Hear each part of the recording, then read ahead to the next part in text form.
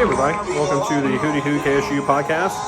This is the coverage of the spring game. The following video is every offensive series from the spring game. I did miss the first two plays reporting them. I was there, but there is a long touchdown pass.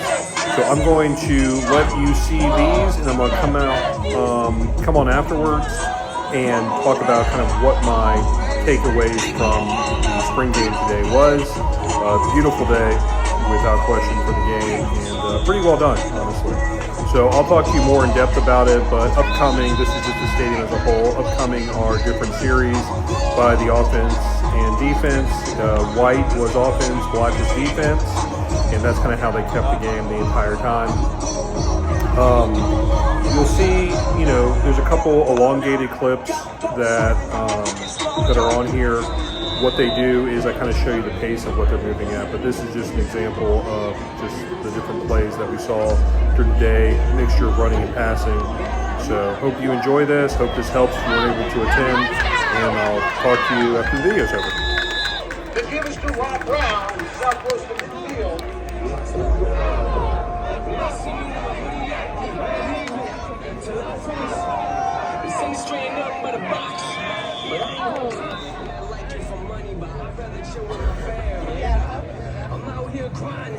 I'm out here grinding. Yeah, I see the mic, but you ain't feeling the pop. If you want to grind, if you don't want to fly, I'm out here grinding.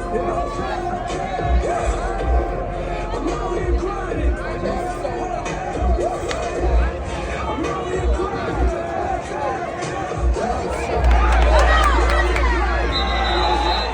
Owls, first down.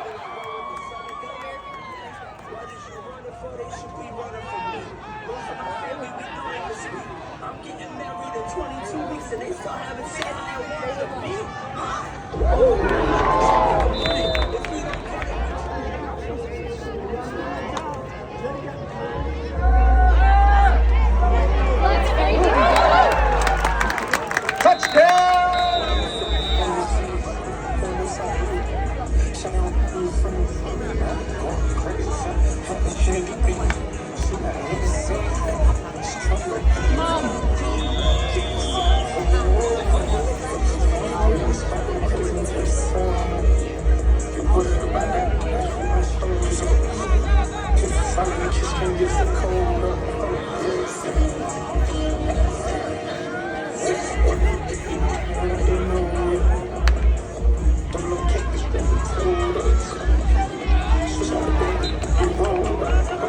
Alexander Diggs, the ball carrier. He's up close to the 40-yard line.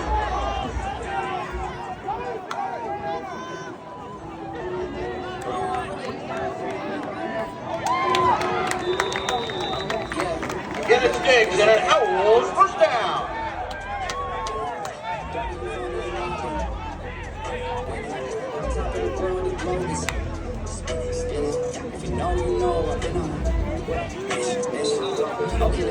Lead again is to Diggs. Couple yards. Jamar Ruffs there on the tackle for the Black Squad. Second down.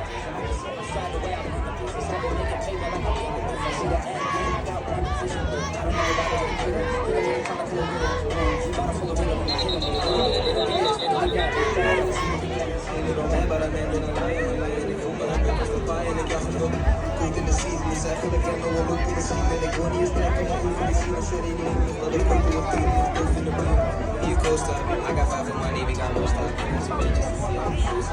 They say that I couldn't do it, so I gotta do it.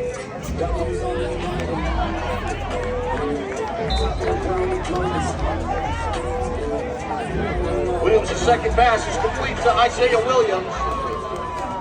Across midfield to about the 37-yard line, and an Owls first down.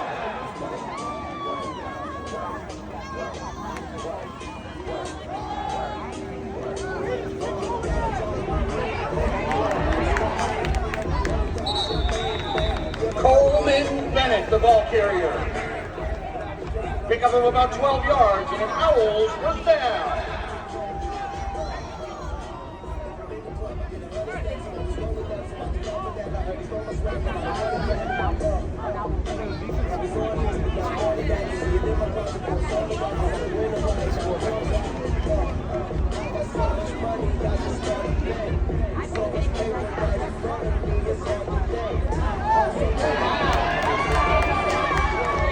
Again, it's Cole and Bennett. And he's inside the red zone, down to about the 2-yard line. First down, goal, Owls.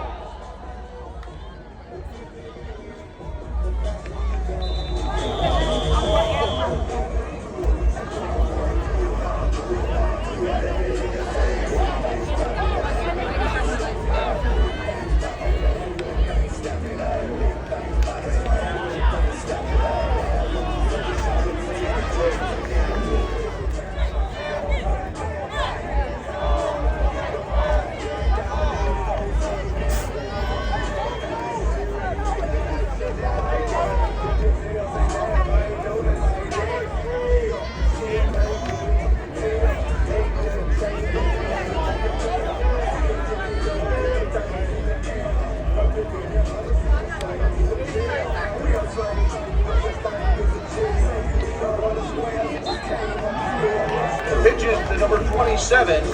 He's brought down by Tyron Dunlap. And it's 4th down for the Owls.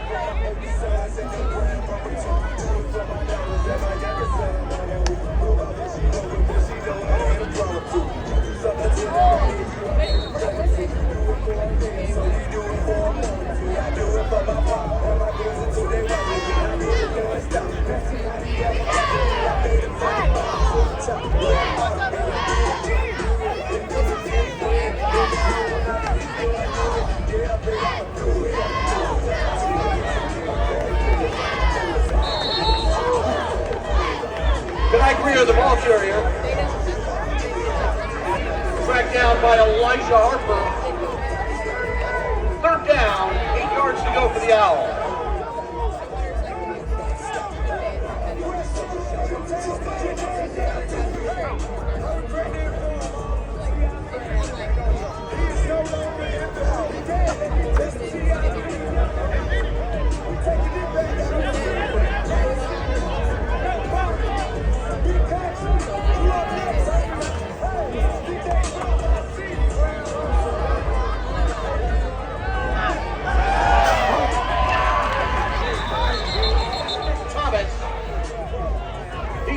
Midfield and an Owls first down.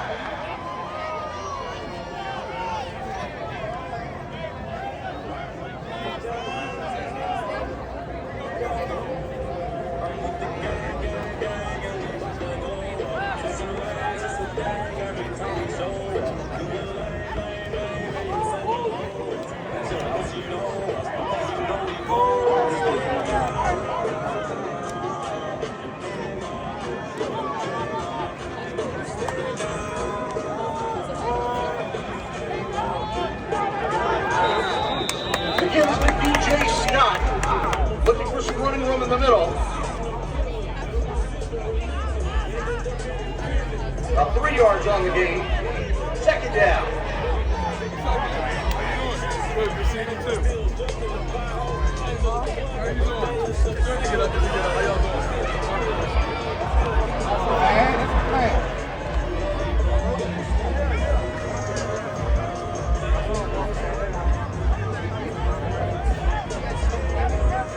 The Owls will set up 1st and 10 from the 29-yard line.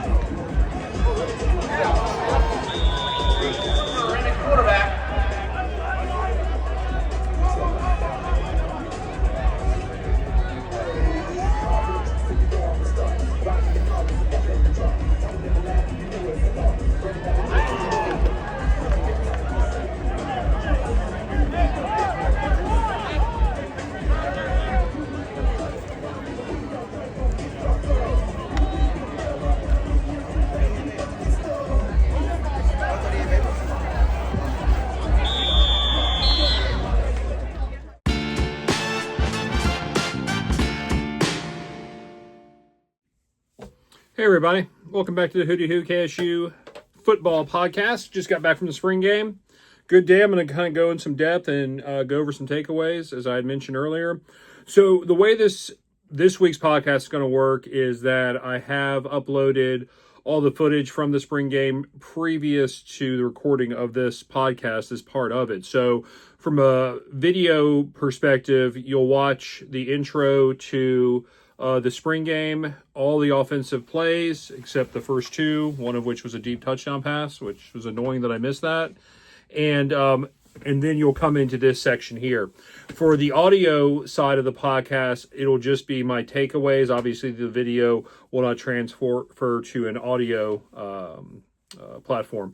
So just want to put that out there. Thanks again, as always, for your support. Just want to reference the Etsy store. Bumper stickers, magnets, shirts, all of those things are on there. Any proceeds go to the production and stability of this program here. So if you're enjoying it, please support it. Another way to support is to like and subscribe to any of the platforms this is located on, whether that is a video platform such as YouTube, TikTok. It's also on Twitter/X. Then the audio side of things, whether it's Apple or any of your Spotify, any of your podcasting platforms that you prefer. So let us, since we got that out of the way, let's talk about kind of what our takeaways were from today. Last week, I didn't record a podcast. I just didn't have anything new to share with you. We had gone down the coaching, we'd gone down the philosophy, we'd gone down recruiting. We've done all those things leading up to the spring game. So I took last week off just getting ready for the spring game so I could come back on and kind of tell you my takeaways. What's going to be interesting, and we'll go further in depth with it, is that right now the transfer portal will start opening up again. So any deficiencies that you see with the offense or defensive side of the ball can be addressed through the portal. However, this time in the portal is a little bit different than the winter window. That's because you're going to be paying at a premium for these players to come in. And the depth isn't there either. Most people have decided where they're going to be and have already kind of enrolled in the system. So the players you're going to see at this time are those players who are disgruntled because they weren't getting enough playing time. They kind of see the writing on the wall and they want to make a change, which a school like Kennesaw State can definitely take advantage of. But it's just the quality of player.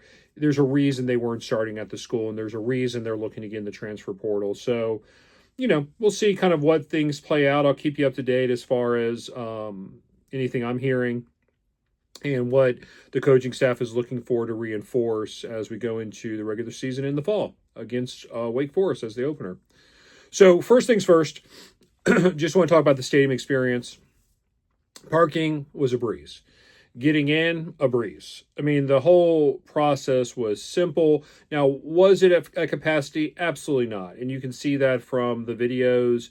Maybe 1,000 people were there, maybe. I didn't hear an announced attendance, but it certainly wasn't a packed event. So, of course, it's going to be easier to get in those. But still, it does need to be noted that walking in, getting a seat, kind of enjoying the atmosphere was incredibly simple, and very appreciative of any fan out there who has gone to any games and just the nightmare with getting into the stadium sometimes. It was as easy as it gets.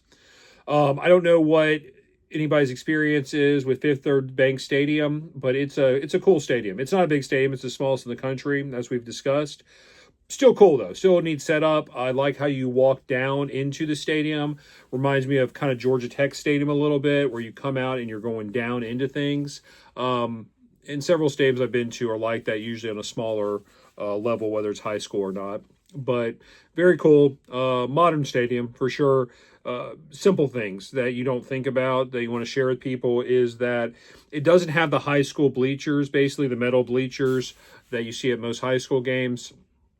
It does on the visiting side, but on the home side, everybody's got their own chair, good room, comfortable, place for your drink to go. So modernized in that regard. Concessions were efficient, easy. Yeah, I mean, the whole layout for the size of it is very well done and an enjoyable experience. There isn't really a bad seat in the house in that stadium. It's just, you're right there on the field with the players, and that's pretty cool, honestly, especially given that most of us have experience of going to these monster stadiums, 90,000 people, and they're just little ants running around, bad seats, you can't see, it's uncomfortable. This was none of that. This was a positive experience. I really like that. It's easy to see how you could expand a stadium like that too. There's plenty of places to go upward if you wanted to.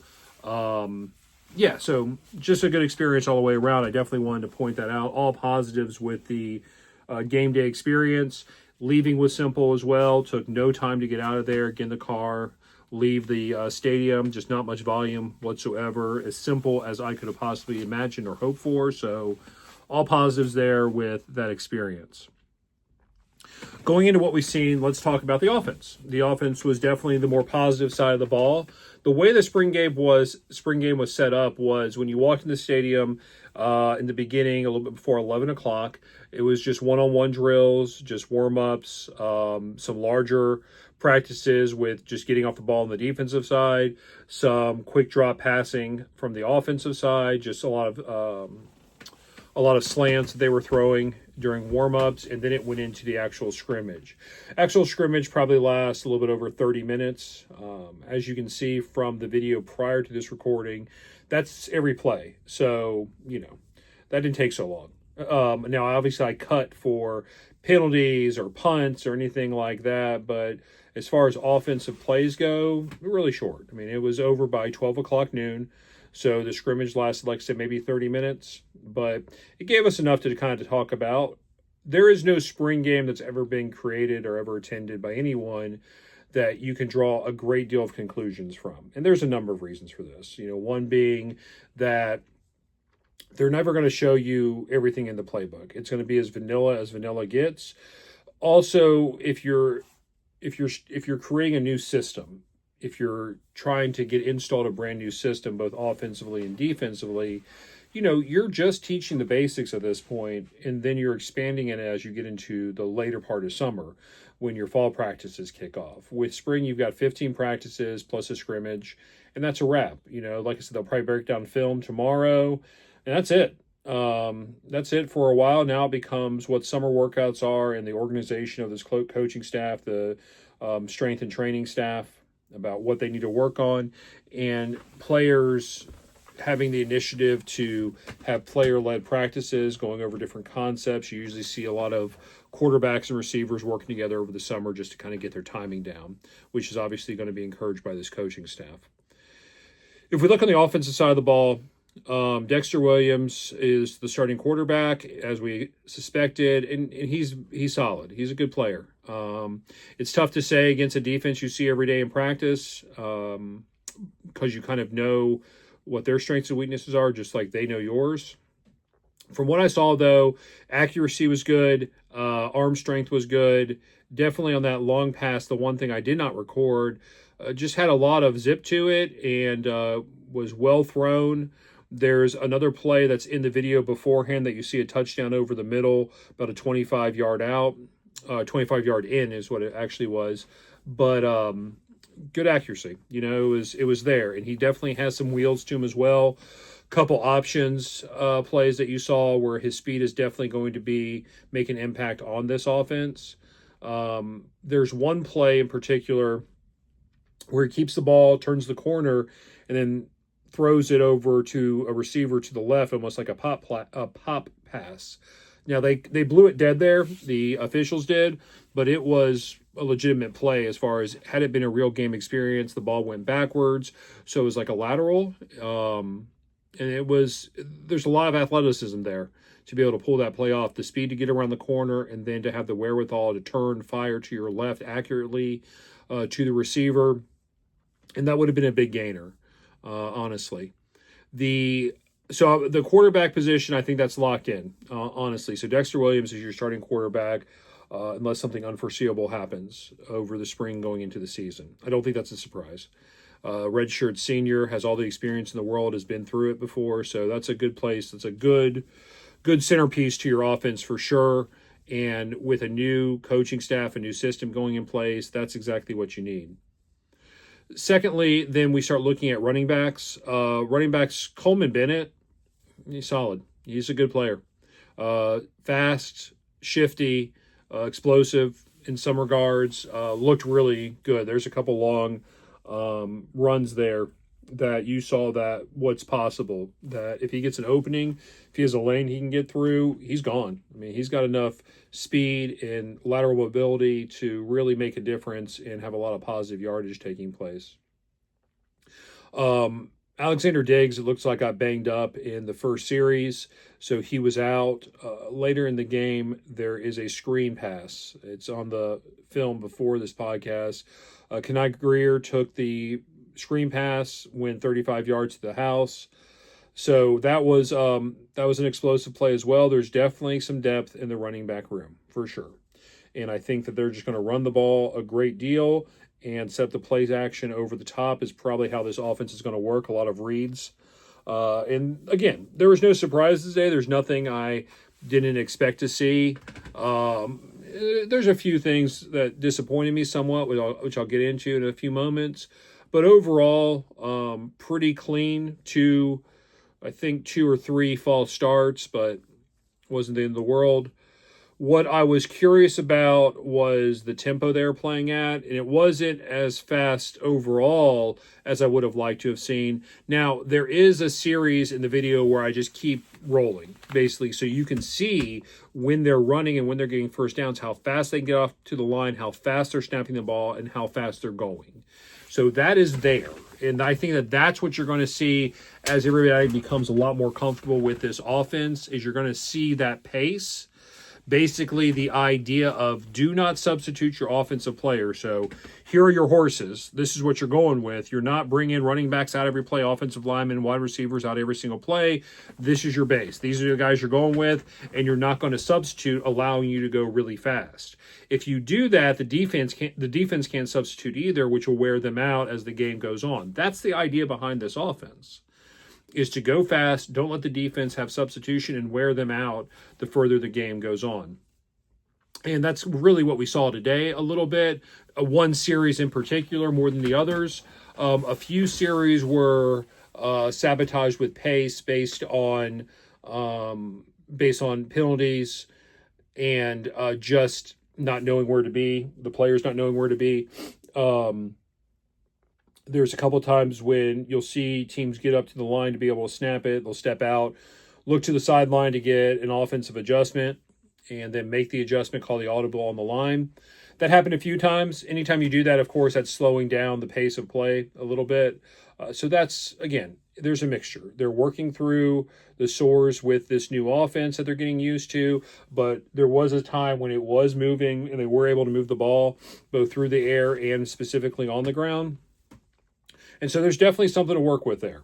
Definitely something to work with, for sure. Offensive line was fine. It's tough to say, and that's something that comes back to the setting of a scrimmage. Is it's difficult to figure out who's the starting group versus who's the second string, etc.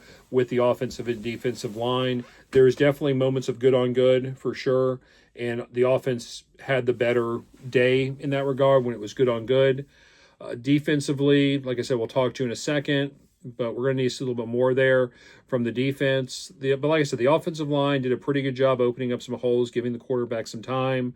As the game progressed, you saw the defense getting better.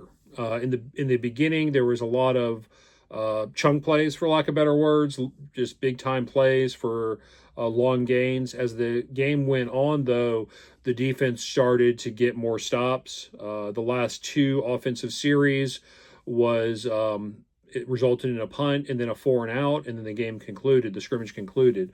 So as you saw the game go on, like I said, defense made adjustments and started playing a lot better. So we'll see about the offensive line. We'll see kind of what's happening there. Again, we didn't see a lot of movement with the wide receivers running the ball as much. Now, there was a lot of eye candy in the beginning of receivers kind of going back behind the quarterback to other sides of the field to determine if it was a zone or his man. But what you will see with this offense is a lot of movement with the receivers, and the receivers being heavily involved with also running the ball. So whether that's jet passes, etc. I mean, you can see all that being set up with this offense. To shift focus over to the defense. I have a little bit of concerns, but at the same time, it is still the spring game, and that's really important to note. As I said, as the game went on, they definitely played better. But basically, as we talked about with the 3-4, the good thing about the 3-4 is just what you can do to hide some things, to hide some blitzes, and to try to confuse the offense. So what you'll notice from the video is that you had two linemen with their hands in the dirt, basically, and then you had the two defensive ends that were standing up. Now, those defensive ends have the ability to drop into coverage or to come on and get pressure on the quarterback, while the middle is incredibly important with those defensive linemen with their hands in the ground, kind of setting the box, if you will, with the defensive ends trying to contain as best as possible. So kind of a mixed bag on the defensive line. I thought the center of the defensive line did a good job holding their blocks and creating, closing out gaps. I thought that they did exactly what their jobs were. The defensive ends I wasn't blown away with. There's a lot of them being pushed off the ball, a lot of holes there for running backs to make larger gains. Not a great deal of pressure on the quarterback. There's a few plays, but they also had red jerseys on, the quarterbacks did, so it's tough to say. Tough to say of what the play would have been if they don't whistle it dead, if it was the real thing. Where my concern lies is it seems like once running backs got past the first line of defense, the defensive line, it didn't...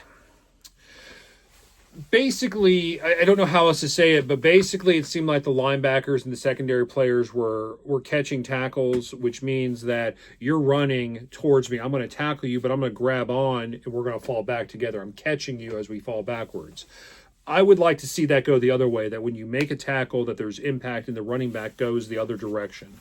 There's one specific play where that took place, where the running back got pushed backwards, but on the very next play, because the defense was playing more aggressively, a screen ran to Greer, who took it 35 yards for a touchdown and really didn't hit much resistance through that screen. So that's a little concerning, that a screen being turned in to that big of a play without much contact. So I do have some concerns with the speed and ferocity of the linebackers in the secondary, honestly. Now, to be fair, again, it's a spring game, and no one knows anything about a spring game. But you do have to ask certain questions where, is this offense as good as what we saw today? Is it really going to be that explosive an offense? Or is the defense not great and the offense was able to exploit that today? And I don't know. And we won't know until they start playing other competition. But definitely the linebackers in the secondary just need to get people on the ground a little easier without it having to be a gang of people tackling someone. I need the linebackers to be a little bit more explosive, come up to support the run and make the play. Don't let them break an arm tackle and turn a single-yard play or a 2-yard play running the ball into a 10-yard gain. You can't. That's the thing. And what I would have really liked to have seen, and there weren't a great deal of opportunities because most scoring plays were large chunk plays, were explosive plays. But to bow up once you get into the red zone, that bend but don't break mentality, forcing a field goal, I would have liked to have seen that. Bennett had a long run, and which set the offense up on the 3-yard line. In the very next play, the offense ran left with Bennett, and there was just a parting of the sea. I mean, there was no one there. He just went right in. Not an issue at all. So what's the read there? Who had that gap, basically? Because there was no one there. Another thing was that second play of the game, which was the long pass, which I did not film, unfortunately, where Williams hit the receiver deep down the middle. That was through two secondary players. So you had the wide receiver was open, makes the touchdown catch. But he had about 4 steps on 2 secondary players. So he went through the middle, 2 players converging on him, and he was gone. He was out of the gate. So again, you can't have that. You can't have 2 players on a receiver and then be that wide open to make a touchdown. It can't happen. That's why you have 2 players. And it's a very basic point. A safety should be the deepest person on the field. So you've got a corner and a safety getting burned by a receiver, and it wasn't that difficult to do. And that gives me pause for what is possible with other offenses against this defense. So we'll see. We'll see what happens. I don't want to make too many conclusions about what type of team this is going to be without giving them the fair time to get these systems set up and have players familiar with what their responsibilities are when they're playing a zone, where they need to be, and in the just getting back to tackling and being aggressive. I think that the coaching staff has talked about speed, have talked about power, physicality. Saw that on the offensive side. I did. The defensive side, not as much as I would have liked to have seen. But they're definitely running a 3-4, even though they had 4 players coming a lot of times today, with only 2 with their hands in the dirt, most likely means that they'll run with 3 down linemen as we get to the fall is what I'm expecting to happen. If not, I don't know. I'm a little confused what I was looking at today. So I think I've got that right. I didn't see as many defensive linemen, the defensive ends backing out. So I am curious about the defensive side of the ball. And I need to see more to kind of know what to expect, to be fair. Again, this is a very small sample size and a very base defense. Wasn't a lot of blitzing, just a lot of contain throughout. So we'll see. But that's my takeaways. I mean, like I said, it was a 30-minute scrimmage. It's you're not going to draw any major conclusions from this. Just kind of gives you exposure to the coaching staff, the philosophies of both lines, and the type of players that we're seeing. One thing I can definitely see is there is some explosive players out there. On the offensive side of the ball, especially quarterback, receiver, running back, there's definitely some explosive players, which is good. Most of those are transfers. Most of them have experience, which is good. My tight end was Jackson Manning. And he's a big kid. He's a big kid for sure. And he was doing a good job kind of helping out the offensive line. I didn't really see him do anything offensively per se, but he was definitely blocking his butt off. And that's a real weapon to have, because what you want to do with that is you want to show this tight end who's just predominantly blocking. That then sets up the opportunity for him to go out uncovered because no one's expecting him to catch the ball, and that can create a big game in a crucial moment in a ball game. So I was happy to see that for sure, and the rest we'll just see. We'll see what happens. But overall, a good experience. It was nice to be out there watching football again, watching people hitting. Something also I liked was every single player had a guardian cap on, which is the right move. You want to come out of spring with as few injuries as possible. Like I said, Diggs looked like he got beat up a little bit today, but it doesn't look like anything substantial. And overall, looked like everybody came out healthy, which is the best thing you could ask for. So really happy with that. As I sign off, hope everybody's doing well. It was a stunning day today, by the way. I don't know if you can see that by the video. It was beautiful out. I mean, just awesome. Partly cloudy, 80 degrees. It was terrific. Other than it's Georgia, so the pollen is through the roof. Other than that, as you can hear from just the way I'm talking right now, it was really a positive experience. Just a cool afternoon, and easy enough to be finished before the tournament goes. So there you go. So by the way, with the tournament, we're doing good. It's coming down to it. So this is what we got. I have Duke versus Auburn, with Duke winning the national championship. Okay, that's what I've got left. The person who can catch me has Houston playing Florida, with Florida winning the national title. I got a 2-game lead. So basically what I need is for Duke to simply beat Houston or Auburn to beat Florida. I got this thing wrapped up. So if you see Duke beating Houston today, then it is a good day for me because I have won my bracket, which is crazy because I usually do terrible at basketball. So that would be an amazing way to start the day. And the great thing about the spring game being when it was and the length of it, done. Right now it's 1:45. Thing ended at 12. It's at 1:45 right now. I still got time before the games kick off, or tip off. So we'll see what happens. All right, guys, I hope you're doing well. If you have any students in this area who are on spring break, you and your families are on spring break, maybe listening to this, have a great time. Be safe and safe travels to everybody. And I look forward to talking to you soon. Take care, everybody. Bye.